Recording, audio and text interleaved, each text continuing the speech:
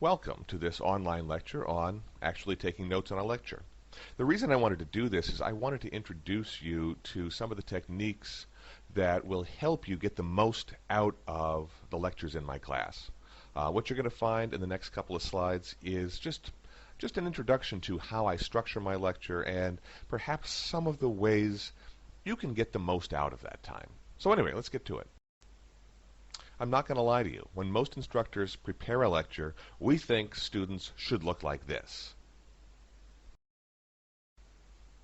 Instead, I fear that students think of this when they hear that there's going to be a lecture in class.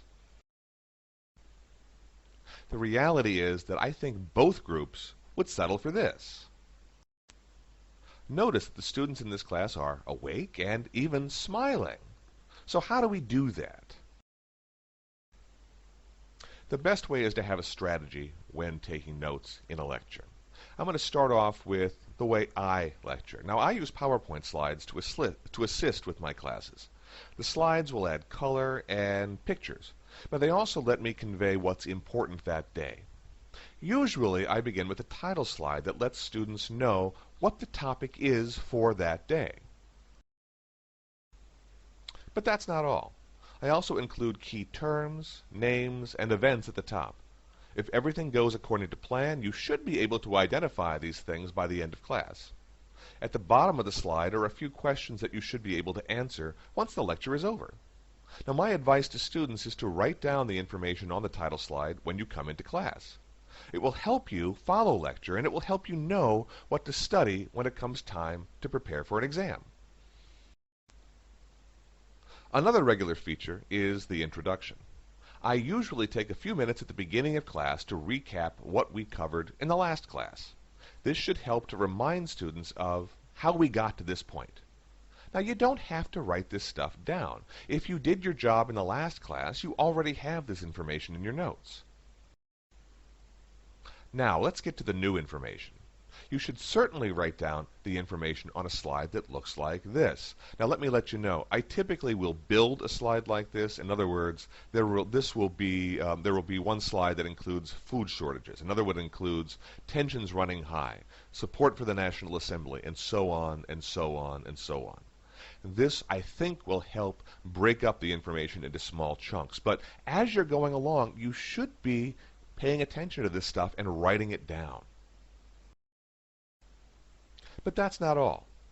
Too often when students struggle on an exam, they come to me and say, but I'm taking good notes. But when I look at their notes, I see that what they're doing is simply writing down the information on the slide. Now, what they're not doing is they're ignoring the things that I actually say in class. Sometimes, in fact, most of the time actually, I add information to the slide. Sometimes it's just an explanation. Sometimes it's an additional detail. But sometimes it's going to show up on the test.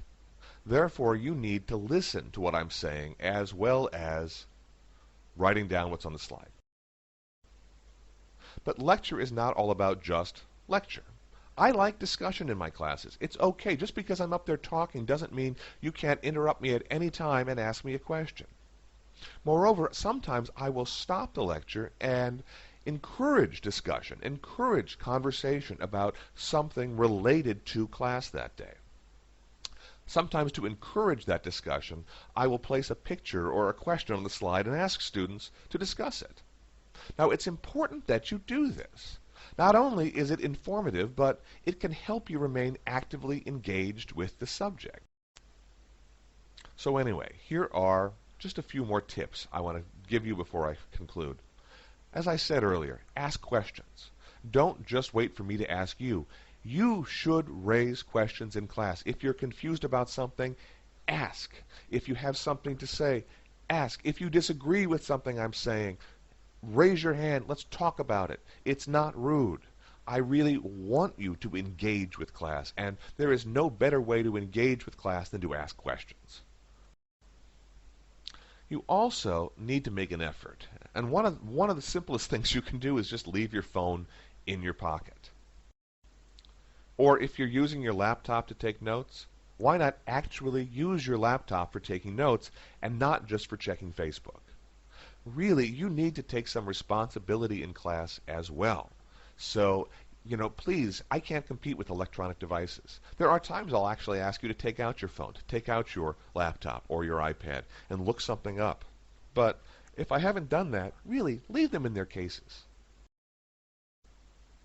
The final thing is just have a good attitude. Now, I love history, but I realize not everybody in a class like Western Civ does. Nevertheless, you can come in at least eager to find out something. You're in college to learn. So why not come to class excited to discover what we're going to talk about that day? All right, let's get to it.